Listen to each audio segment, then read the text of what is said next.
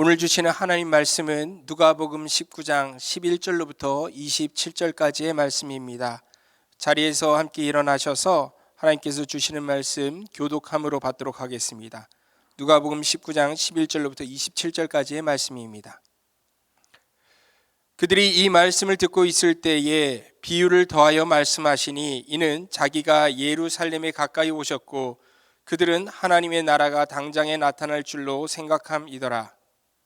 이르시되 어떤 귀인이 왕위를 받아 가지고 오려고 먼 나라로 갈 때에 그 종 열을 불러 은화 10문화를 주며 이르되 내가 돌아올 때까지 장사하라 하니라. 그런데 그 백성이 그를 미워하여 사자를 뒤로 보내어 이르되 우리는 이 사람이 우리의 왕됨을 원하지 아니하나이다 하였더라. 귀인이 왕위를 받아 가지고 돌아와서 은화를 준 종들이 각각 어떻게 장사하였는지를 알고자 하여 그들을 부르니 그 첫째가 나와 이르되 주인이여 당신의 한 문화로 10문화를 남겼나이다. 주인이 이르되 잘하였다 착한 종이여 내가 지극히 작은 것에 충성하였으니 10골 권세를 차지하라 하고 그 둘째가 와서 이르되 주인이여 당신의 한 문화로 5문화를 만들었나이다. 주인이 그에게도 이르되 너도 5골을 차지하라 하고 또 한 사람이 와서 이르되 주인이여 보소서 당신의 한 문화가 여기 있나이다. 내가 수건으로 싸두었나이다. 이는 당신이 엄한 사람인 것을 내가 무서워함이라. 당신은 두지 않은 것을 취하고 심지 않은 것을 거두나이다. 주인이 이르되 악한 종아 내가 내 말로 너를 심판하노니 너는 내가 두지 않은 것을 취하고 심지 않은 것을 거두는 엄한 사람인 줄로 알았느냐? 그러면 어찌하여 내 돈을 은행에 맡기지 아니하였느냐? 그리하였으면 내가 와서 그 이자와 함께 그 돈을 찾았으리라 하고 곁에 섰는 자들에게 이르되 그 한 문화를 빼앗아 10문화 있는 자에게 주라 하니 그들이 이르되 주여 그에게 이미 10문화가 있나이다. 주인이 이르되 내가 너희에게 말하노니 무릇 있는 자는 받겠고 없는 자는 그 있는 것도 빼앗기리라. 함께 읽겠습니다. 그리고 내가 왕됨을 원하지 아니하던 저 원수들을 이리로 끌어다가 내 앞에서 죽이라 하였느니라. 아멘. 이 말씀은 하나님께서 우리에게 주시는 말씀입니다. 자리에 앉으셔도 좋습니다. 지난주 가평기도원에서 외부교회 청소년들을 초청해서 청소년 연합 중고등부 수련회가 있었습니다. 그 수련회를 잘 마쳤는데 그 가운데 우리 청년부에서 정말 많은 지체들이 참여해 주시고 여러 가지 모양으로 봉사하느라고 정말 수고를 많이 해주셨습니다. 이제 그 열기가 이제 8월 15일, 16일, 14일, 15일 우리 청년부 수련회로 이어지기를 기대해 보고요. 그리고 또 많은 분들이 지금 신청 가운데 있는데 함께 해주시기를 바라봅니다. 눈치 게임이라는 게 있습니다. 혹시 눈치 게임 아시나요? 해보셨나요? 다들 고개를 눈빛을 보니까 많은 분들이 아시는 것 같습니다. 게임을 시작한 사람이 아무나 1을 먼저 외치면은 2, 3, 4 이렇게 차례대로 외치다가 둘 이상이 동시에 같은 숫자를 외치게 되거나 아니면은 누군가 가장 마지막 숫자를 외치게 되면은 그 사람이 지는 거죠. 그게 바로 눈치 게임이죠. 국어사전을 찾아보면은 이 눈치라는 단어를 다른 사람의 기분이나 또는 어떤 주어진 상황에 때에 맞게 빨리 알아차리는 능력이라고 정의를 내리고 있습니다. 따라서 불확실한 가운데 상황을 미루어 가지고 나름의 판단과 결정을 내릴 때 필요한 것이 눈치라고 할 수 있겠죠. 참 스트레스 받는 이야기인 것 같습니다. 살다 보면 그렇지만 본의 아니게 우리가 눈치 게임을 해야 될 때가 있습니다. 추석날에 이제 고향집에 돌아가야 되는데 언제 귀성길에 올라야 할지, 대학 입시 때 어떤 학교 어떤 학과에 원서를 써서 지원해야 할지, 특히 우리 가장 눈치를 많이 보는 때는 언제입니까? 마트 계산 때입니다. 어느 줄에 서야지 빨리 계산을 마치고 통과할 수 있을지 그 순간의 선택이 몇 분간의 후회를 좌우합니다. 2014년도에 어린이날에 인터넷상에서 지금도 대국민 눈치 게임의 실패의 날로 두고 회자되는 사진이 있습니다. 사진 한번 보여주실까요? 용인의 모 놀이동산에 갔던 누군가가 SNS에 올린 왼쪽의 사진이 아주 유명한데, 생각해 보십시오. 여러분이 아침 7시에 아직도 잠이 덜 깬 아이들을 이렇게 막 옷을 입혀서 8시에 짐을 챙겨 출발해서 9시쯤 일찍 이 정도면은 괜찮겠지 용인에 도착을 한 겁니다. 아이들이 가는 중에 막 오늘 놀이기구를 이것도 타야지 저것도 타야지 다 타야지 막 그렇게 희망에 부풀어 있는데, 아직 10시 개장도 전에 줄이 이렇다면은 여러분 기분이 어떻겠습니까? 사진을 보는 순간 벌써 마음이 지쳐버리는 것 같습니다.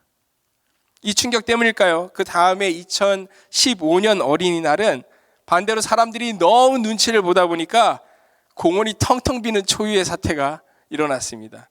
오죽했으면 신문사에서도 그리고 방송국에서도 와서 그날에 텅텅 빈 공원을 취재해서 이렇게 중계했습니다. 이번에는 안 간 사람들이 눈치 게임에 크게 실패를 한 거고, 간 사람들은 대성공을 한 셈이겠죠. 감사합니다. 주전 40년경에 팔레스타인 땅에 살고 있었던 유대인들도 원하든 원치 않든 민족의 운명을 건 눈치 게임을 벌려야만 했습니다. 로마의 망명 중이었던 헤롯이라는 인물이 있었는데, 그 헤롯이라는 인물이 유대의 왕이 될 수 있는 상황에서 사람들은 그를 지지해야 될지 아니면 반대해야 될지 입장이 서로 엇갈렸습니다. 헤롯은 로마에 내야 하는 세금을 거부하는 성읍들은 다 불태우고 사람들을 잡아다가 노예로 팔기까지 했던 악랄한 이방인, 이둠의 사람이었습니다. 그래서 유대인 지도자들은 헤롯을 공개적으로 반대했습니다. 하지만 그와 가까웠던 당시 로마의 집정관 안토니우스는 헤롯에게 막대한 뇌물을 받아서 결국 그를 유대인의 왕의 자리에 임명하고야 맙니다. 훗날 베들레헴에 아기들을 다 죽였던 그 잔인한 헤롯이 왕위에 올랐을 때 그를 반대했던 반대자들은 어떻게 됐을까요? 정말 처참한 눈치 게임의 실패의 결과를 맛봐야겠죠. 그렇게 세월이 지났습니다. 그리고 나서 얼마 지 않아 눈치 게임이 한 번 더 일어나게 됩니다. 주 4년 헤롯이 죽자 그의 자녀들이 팔레스타인의 땅을 분할해서 통치하게 되는데, 그 중에서도 가장 포악한 성정의 아켈라오가 유대, 사마리아, 이두메라고 하는 전체 땅의 4분의 1을 통치하는 분봉왕이 됩니다. 그런 아켈라오는 주후 6년에 로마의 아우구스투스 황제에게 직접 가서 자신을 전체 땅의 온전한 왕으로 삼아줄 것을 부탁하려고 합니다. 그런데 역사적 기록에 따르면 그때 아켈라오가 왕이 되는 것을 막으려고 유대인들과 그리고 평소에는 원수 같았던 사마리아인들까지도 같이 마음을 합쳐서 도박을 감행합니다. 50인으로 구성된 반대 사절단을 똑같이 로마로 파송한 거죠.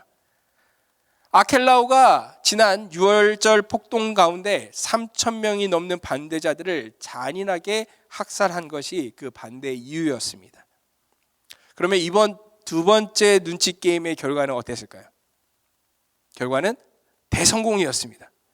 아켈라오는 결국 아우구스투스의 눈에 들지 못해서 가지고 있던 분봉왕의 자리마저 뺏기고 프랑스 땅으로 유배를 가서 거기서 초라하게 살다 죽게 됩니다. 오늘 누가복음 19장에 이 열무나 비유는 이러한 역사적 눈치 게임의 사건들을 배경으로 하고 있습니다. 이 비유의 말씀은 마태복음 25장에 달란트 비유와의 그 유사성 때문에 비슷한 이야기인데 왜 다르게 하셨지? 오해되는 경우가 종종 있습니다. 하지만 자세히 읽어보면 여러 부분에서 이 두 이야기는 다른 이야기라는 것을 알 수 있습니다. 무엇보다도 가장 큰 차이점은 마태복음에서 3명의 종들에게 달란트를 맡기고 여행을 떠난 주인은 상인이었습니다. 그렇기 때문에 그 주인은 종들이 장사를 해서 더 많은 이윤을 남기기를 기대를 했습니다. 하지만 이 누가복음에서 10명의 종들에게 각각 한 문화씩을 맡기면서 장사를 명령한 주인은 신분이 달랐습니다. 곧 왕이 되기 위해서 왕위를 받으러 먼 나라로 여행을 떠나는 귀족이었습니다. 그리고 이 주인에게는 그가 왕이 되지 않기를 바라는 정적들이 있었습니다. 이 상황의 차이는 각각의 그 종들로 하여금 전혀 다른 상황의 처지에 놓이게끔 만듭니다. 달란트 비유 속의 종들은 그 원금을 가지고 그저 열심히 장사에만 집중하고 이윤을 남기면 됩니다. 하지만 열무나 비유의 종들은 그렇지가 않습니다. 그들은 선택을 해야 합니다. 본의 아니게 위험한 눈치 게임에 내몰려 정말 주인의 명령대로 주인의 그 자본금을 가지고 주인의 이름을 걸고 사업을 시작할 것인지 고민해야 합니다. 만일 그렇게 한다면은 주인의 부재 동안 자신의 주인을 반대하는 이들로부터 사업적 반대나 공격을 맞닥뜨리게 될 것이 분명합니다. 그러다 혹시 주인이 왕이 되는데 실패하고 심지어 돌아오지 못하게 되면 어떻게 될까요? 그러면 반대파들이 득세하게 될 거고 이 종들의 입장은 매우 난처해지겠죠. 반대로 그런 리스크들까지도 다 떠안고 사업을 벌였는데 만일 실패하면은요, 그리고 주인이 돌아오면은요, 그 실패를 추궁한다면 어떻게 될까요? 혹시 그 성격이 주인의 성격이 무서운 사람이라서 원금에 손실이 난 것 때문에 혼날 수도 있다면은요, 여러분은 어떻게 하시겠습니까? 이 딜레마의 상황에서 여러분 같으시면은 장사를 하시겠습니까? 아니면은 장사를 안 하시겠습니까? 굉장히 눈치 보이는 상황입니다. 오늘 이야기에는 그 돈으로 아무것도 하지 않고 가만히 수건에 돈을 쌓아두었던 한 종이 등장합니다. 우리는 이 사람에게 집중해서 이 눈치 게임의 최종 결과가 어떻게 되었는지를 살펴보고자 합니다. 여러분, 결국엔 모든 것이 다 자신의 선택이죠. 주인에게 받은 한문화로 사업을 하는 것도 자신의 선택이고 하지 않는 것도 자신의 선택입니다. 당시 한문화는 노동자가 100일 동안 일했을 때 받는 품삯에 해당되는 돈이었습니다. 대충 넉넉 잡아서 후하게 일당을 10만 원 정도 받을 수 있다고 치면 약 노동자가 한 100일치 품삯이니까 1000만 원 정도 되는 돈이라고 할 수 있겠네요. 결코 작은 돈이라고 할 수는 없겠지만 그렇다고 뭐 대단한 사업을 펼치기에 넉넉한 금액이라고 말하기도 어렵겠습니다. 하지만 중요한 것은 종들에게 주어진 이 각각의 한 문화가 결코 그들이 뭔가 잘해서 받은 것은 아니었다라는 것입니다. 그저 주인이 그들을 신뢰해서 아무 조건 없이 준 그런 선의로 준 돈이었습니다. 하지만 그 돈을 줄 때 주인에게는 한 가지 기대하는 바가 있었습니다. 종들이 사업을 하는 거죠. 어떻게 해요? 주인의 이름을 걸고 시장에 나가서 사업을 하는 것이었습니다. 주인은 분명 내가 돌아올 때까지 장사하라라고 명령하고 먼 여행을 떠납니다. 이 주인의 말을 그 헬라어 원문을 어떻게 해석하는지에 따라서 의미가 미묘하게 달라질 수 있는데 이렇게도 번역해 볼 수 있습니다. 내가 돌아올 것이므로 장사하라, 이런 뜻입니다. 내가 다시 돌아올 때까지 최선을 다해서 한번 장사를 해보거라. 시간은 한정되어 있다. 내가 다시 돌아오면 너희가 얼마나 이익을 많이 남겨두었는지, 어떻게 장사했는지 확인할 테니 최대한 돈을 많이 벌어서 너희 자신의 가치를 증명해라. 그런데 문제는 앞서 말했듯이 이 시장의 상황이 결코 이 주인의 종들에게 호의적이지만은 않았다라는 겁니다. 14절은 이렇게 말씀하죠. 그런데 그 백성이 그를 미워하여 사자를 뒤로 보내어 이르되 우리는 이 사람이 우리의 왕됨을 원하지 아니하나이다 하였더라. 아주 모욕적인 호칭으로 그 지체 높은 사람을 부르면서 그가 왕이 되는 것을 우리는 반대합니다라고 그렇게 반대하는 세력이 엄연히 존재하고 있다는 것입니다. 이 반대자들은 이 다음에 어떤 희생을 치르는 한이 있더라도 이 종들의 주인이 자신들의 왕이 되지 못하도록 갖은 수를 다 쓰고 있는 중이었습니다. 할 수만 있다면 이 종들의 사업도 방해하려 할 것이 분명했습니다. 그렇다면 이 주인은 이 사실을 몰랐을까요? 아닙니다. 그는 자신을 둘러싼 이 정치적인 상황을 누구보다 분명하게 잘 이해하고 있었을 것이 분명합니다. 그렇기 때문에 주인이 10명의 종들에게 한 문화씩을 이렇게 자본금으로 나눠주면서 장사하라고 하는 것은 단순히 마태복음의 그 달란트 비유처럼 이윤을 남기라는 의미, 그것을 넘어서는 것입니다. 이 요구는 주인의 빈자리를 채워서 정치적인 활동, 내 주인이 죽지 않았다, 살아있다, 내 주인 반드시 돌아올 것이다, 그러한 정치적인 선전을 하라는 의미까지 포함된 것이었습니다. 따라서 주인의 진정한 그 메시지, 너희들은 이렇게 많은 반대 세력과 나를 적대하는 이 세상 가운데서도 내가 없는 동안 모든 위협을 다 무릅쓰면서까지 나의 충성스러운 종들이라는 그 사실을 너희는 공개적으로 선언하고 활동할 수가 있겠느냐? 이런 메시지를 하고 있는 것이죠. 그런데 도대체 예수님께서는 왜 제자들에게 이런 비유를 하신 걸까요? 우리는 이 이야기를 예수님께서 언제 하셨는지 그 시점을 살펴볼 필요가 있습니다. 11절은 그때의 정황을 이렇게 설명하죠. 그들이 이 말씀을 듣고 있을 때 비유를 더하여 말씀하시니 이는 자기가 예루살렘에 가까이 오셨고 그들은 하나님의 나라가 당장에 나타날 줄로 생각함이더라. 우리는 이 비유의 말씀이 예루살렘에 가고 있는 중에 여리고에서 주어졌다는 사실을 알 수가 있습니다.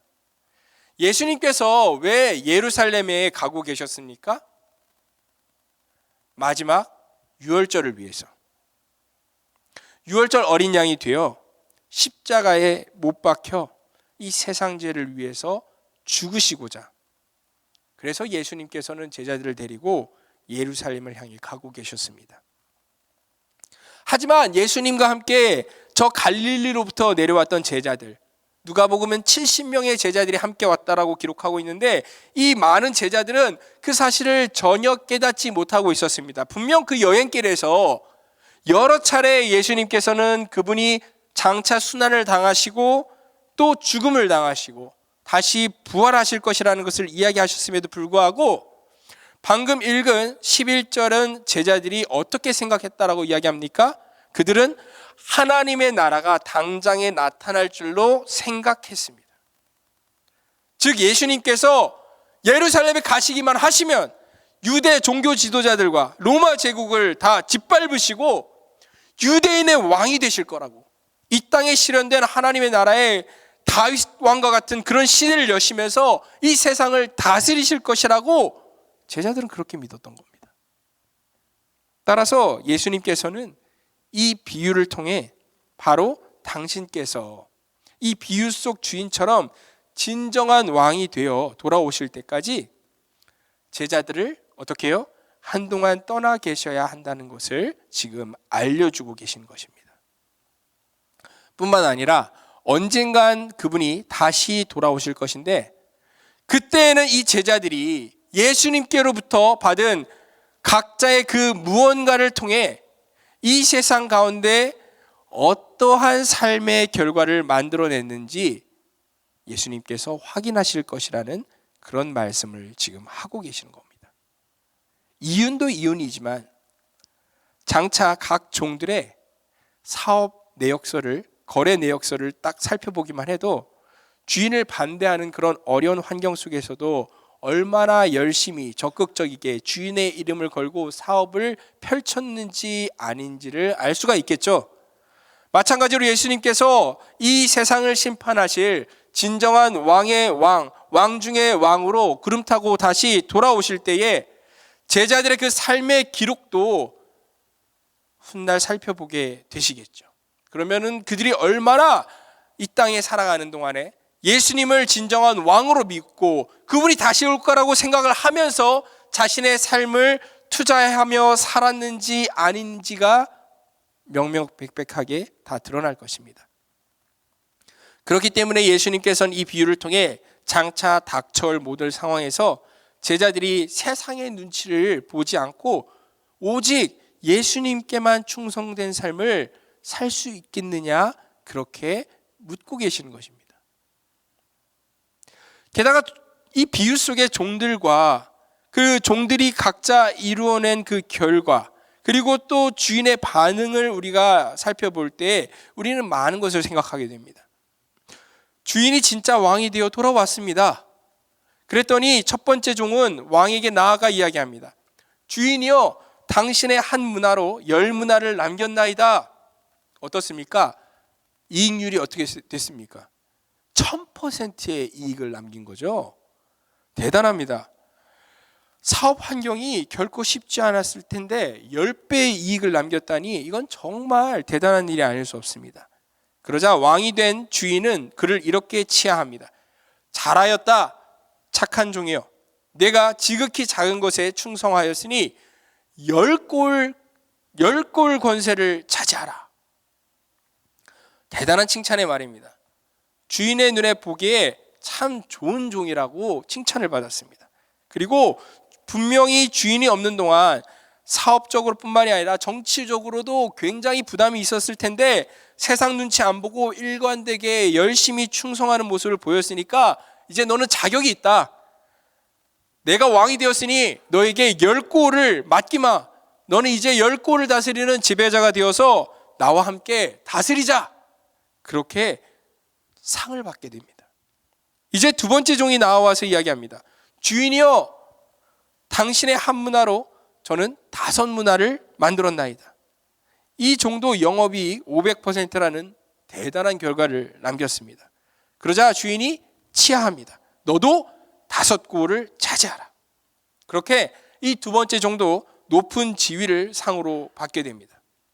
이처럼 눈치 게임에 휘둘리지 않고 자기 주인의 명령에 충성해서 꿋꿋하게 결과물을 보인 이 종들은 칭찬과 함께 다 상을 받게 되었습니다. 어떤 학자들은 이것이 장차 예수님께서 이 온 세상의 진정한 왕으로 오셔서 다스릴 때에 그 하나님 나라 가운데 충성된 성도들이 어떤 모습을 경험하게 될지 그 비유를 말씀하시는 거라 이야기하기도 합니다. 그러니까 예수 그리스도를 적대하고 그분이 왕이 되어 다스릴 것을 이 반대하는 세상 가운데서 어떤 하나님의 백성이 그리스도께서 왕이 되어 다시 오실 것을 진정으로 믿고 그분의 이름으로 삶의 열매를 맺어 간다면은 그 삶의 결과물에 따라서 이 다음에 왕이 되신 예수님께 차등적인 상을 받게 되고 하나님 나라에서 각기 왕노릇하며 주님과 함께 이 우주를, 세상을 다스리게 될 것이라는 의미입니다. 만일 그렇다면 우리의 관심은 이제 세 번째 종에게로 향하게 됩니다. 바로 주인에게 받은 그 한 문화를 수건에 고이 싸두었던 그 사람 말입니다. 그 원금 그대로를 주인에게 가져와서 보이면서 이 세 번째 종은 다음과 같이 말합니다. 이는 당신이 엄한 사람인 것을 내가 무서워함이라. 당신은 두지 않은 것을 취하고 심지 않은 것을 거두나이다. 이게 무슨 뜻일까요? 뭔가 궁색한 변명을 놓고 있는 그의 모습을 볼 때 일단 우리는 한 가지를 확실히 알 수 있습니다. 이 사람은 눈치 게임에 실패를 했구나. 이 종은 어느 정도 자신의 주인이 왕이 되어서 진짜 돌아올 것이라고 믿지 않고 그 반대편에다가도 마음을 살짝 베팅했던 것 같습니다. 주인도 그 사실을 눈치챈 것 같습니다. 그런 불편한 상황에서 이 종은 주인 탓을 합니다. 자신이 알기로는 주인이 너무 엄한 사람이라서, 즉 성정이 잔인한 사람이라서 잘못되면은 혼이 날까봐 내가 무서워서 그랬다라는 겁니다.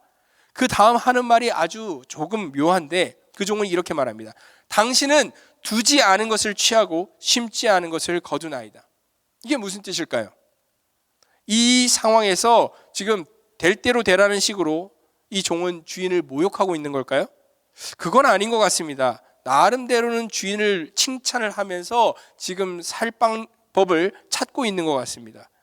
이에 대해서 중동 문화에 정통한 케네스 베일리라고 하는 학자는 이 표현이 호전적인 유목민들의 약탈 경제를 암시하는 표현이다라고 설명합니다. 즉, 이 종은 자기 주인에게 당신이야말로 적들의 물건을 빼앗아서 당신의 백성들을 배불리는 용감한 용사가 아닙니까? 이런 식으로 지금 추켜 세우고 있다라는 뜻이죠. 하지만 안타깝게도 이 종은 주인의 코드를 뭔가 잘못 읽은 것 같습니다. 혹은 주인의 눈에서 벗어나도 단단히 벗어난 것 같습니다. 주인은 냉소적인 말투로 이렇게 말하죠.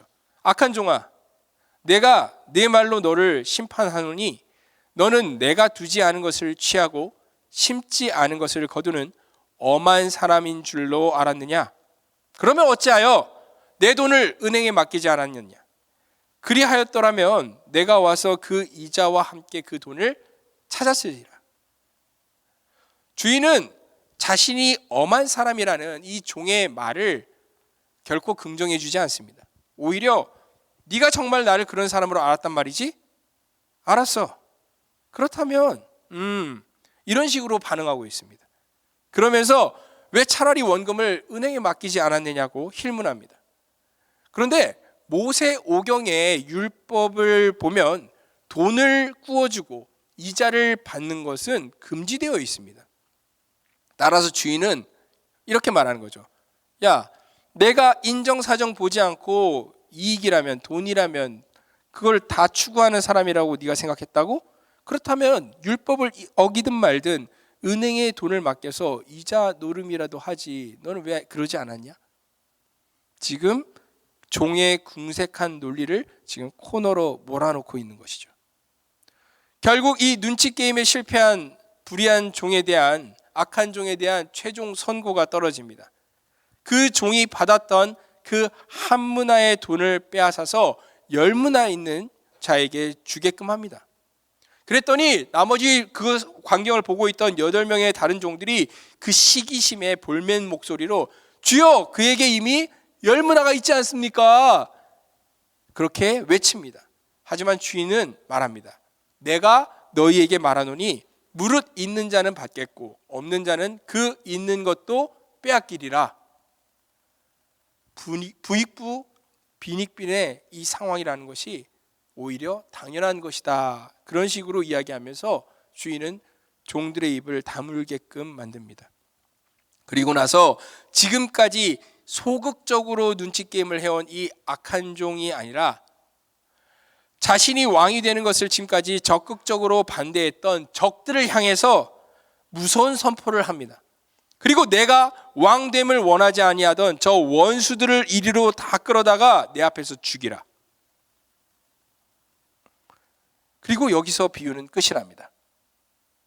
실제 이 왕의 명령이 이행되어서 온 나라에 피바람이 불게 되었는지 아닌지 우리는 이 누가복음 특유의 열린 결말을 통해서 알 길이 없습니다. 그리고 똑같이 한 므나를 받은 나머지 7명의 종들은 어떤 상을 받았는지 혹은 벌을 받았는지도 우리는 알 길이 없습니다. 하지만 한 가지만은 분명하죠. 눈치 게임에 실패한 사람들은 자신의 선택에 다 대가를 치르게 되었다는 것이죠. 이제 우리는 최종적인 질문을 던지게 됩니다. 그렇다면 어떻게 해야지 눈치 게임에 실패하지 않을 수 있을까요? 제가 맨 처음 눈치라는 말의 그 정의를 다른 사람의 기분이나 또는 어떤 주어진 상황을 때에 맞게 빨리 알아차리는 능력이라고 그렇게 말씀드린 바 있습니다. 결국 눈치라는 것은 정보가 불확실한 가운데 가장 성공 가능성이 높아 보이는 쪽을 선택하는 능력이라고 할 수 있죠. 그렇기 때문에 눈치 게임의 성공률을 높이는 가장 확실한 방법은 분명한 정보를 가지고 불확실성을 최대한 제거하는 것이겠습니다. 눈치 게임에 실패한 그 종을 예로 들자면은 그의 가장 큰 실패의 원인은 자기 주인에 대해서 너무 몰랐다라는 것입니다. 세상이 뭐라고 반대를 하든 욕을 하든 자기 주인이 왕이 될 자격을 얼마나 충분히 갖춘 사람인지에 대해서 정확하게 판단을 했어야 되는데 정작 그는 자기 주인에 대해 확신이 없었습니다. 오히려 주인을 인정하지 않는 세상 사람들의 말에 더 귀를 기울였는지도 모릅니다.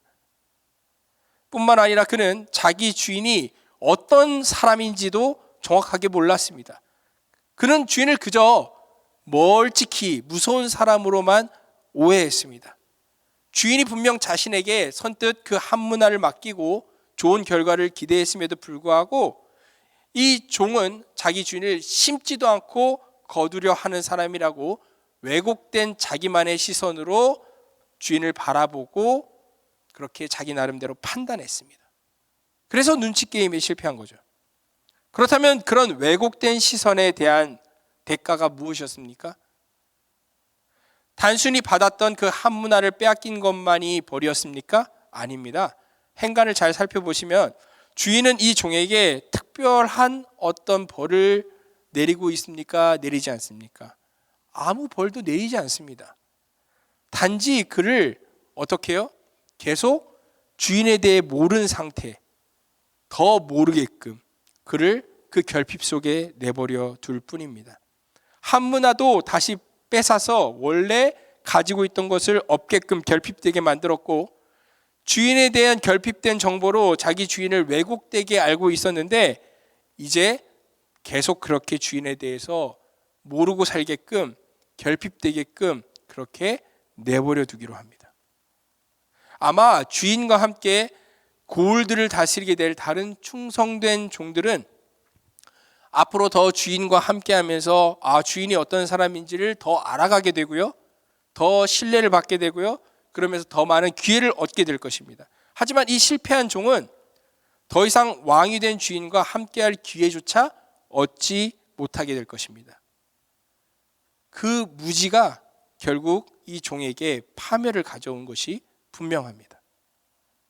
결국 예수님께서는 우리가 이 비유를 통해서 우리의 주인 되신 예수님을 얼마나 제대로 알고 있는지, 제대로 인식하고 있는지를 알고 싶어 하십니다.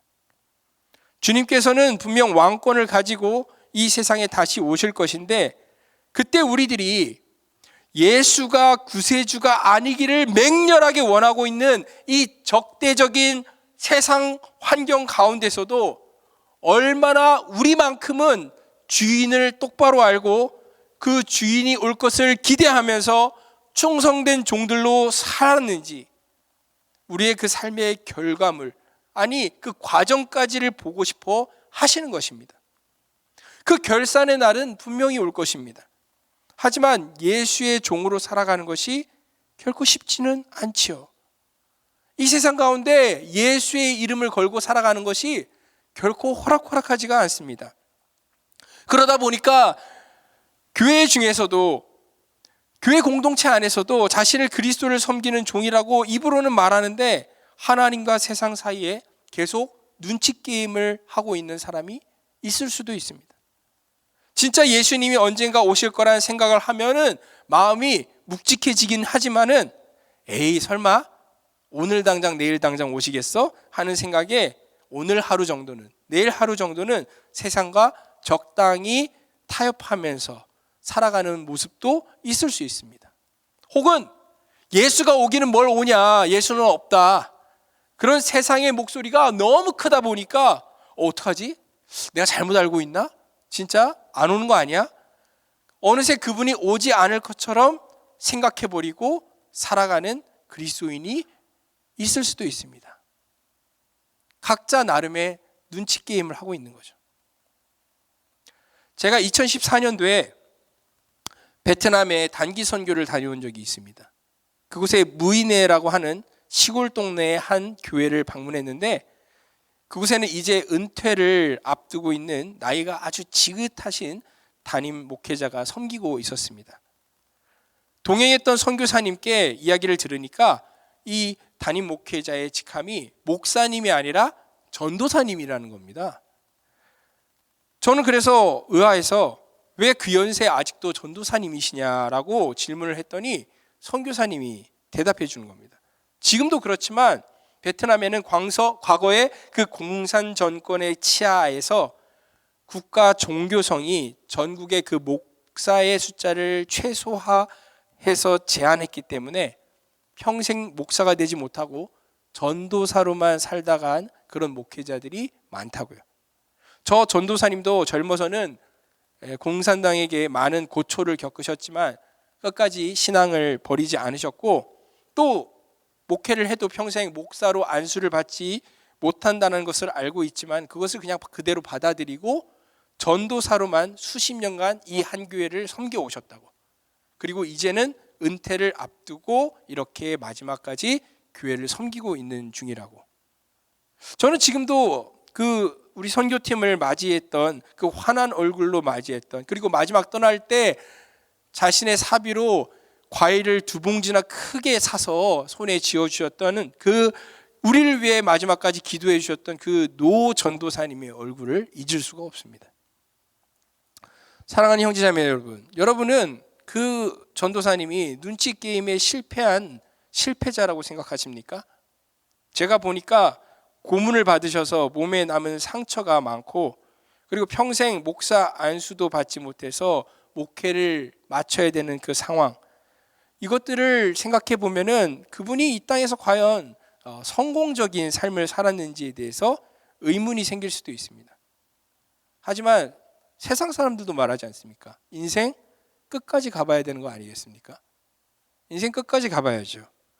정말로 진짜 왕 되신 우리 주 예수 그리스도께서 구름 타고 다시 오시는 그때가 되어야지만 모든 사람들의 삶이 그 선택이 성공이었는지 실패였는지 모든 것이 명확히 드러날 것입니다.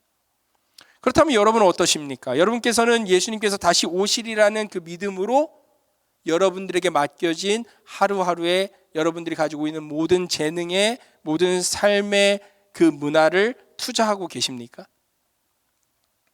아니면 오늘 당장 예수님이 돌아오실 경우에 나는 정말 낭패인데 하는 생각이 드십니까? 아니면 아예 예수님이 오시겠어? 하는 생각을 가지고 계십니까? 여러분, 지금도 세상은 왕이 돌아오지 않을 거라고 말합니다. 그리고 왕이 돌아오지 않아야만 된다라고 이야기합니다. 돌아온다 하더라도 그가 우리의 왕이 될 수는 없다라고 외치는 것이 이 세상입니다. 하지만 그 세상의 말에 속지 마십시오. 그래서 정말 실패할 수밖에 없는 것이 뻔한 그런 눈치 게임에 인생을 걸지 마십시오. 여러분, 오히려 우리 주인 되신 예수님이 진짜 어떤 분이신지를 더 정확하게 알기를, 그분이 왜 왕이시며 만유의 다스림을 주실 만유의 왕이실 수밖에 없는지를 정확히 알기를, 그리고 그분이 왜 다시 돌아오실 수밖에 없는 분이신지를 정확히 아시기를 오히려 바랍니다. 그렇다면은 여러분도 정말 믿음의 사람들이 그렇게 갔던 것처럼 주님이 오실 날을 오늘 하루도 그렇게 충성되이 준비하는 그리스도의 종들이 다 되실 것입니다. 우리 함께 이 시간 같이 기도하기를 원합니다. 같이 찬양하기를 원합니다. 이 세상 사람들은 예수는 없다, 예수는 다시 오지 않는다, 그렇게 믿고 그렇게 생각하고 그렇게 선택하고 그렇게 살아갑니다.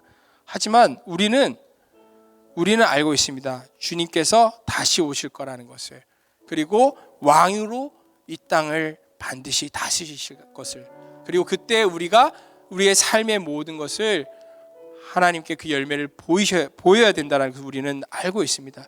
이 시간은 우리 함께 우리의 그 고백을 담아서 곡조를 담은 기도의 마음으로 같이 찬양하기를 원합니다. 주님 다시 오실 때까지 찬양하시겠습니다.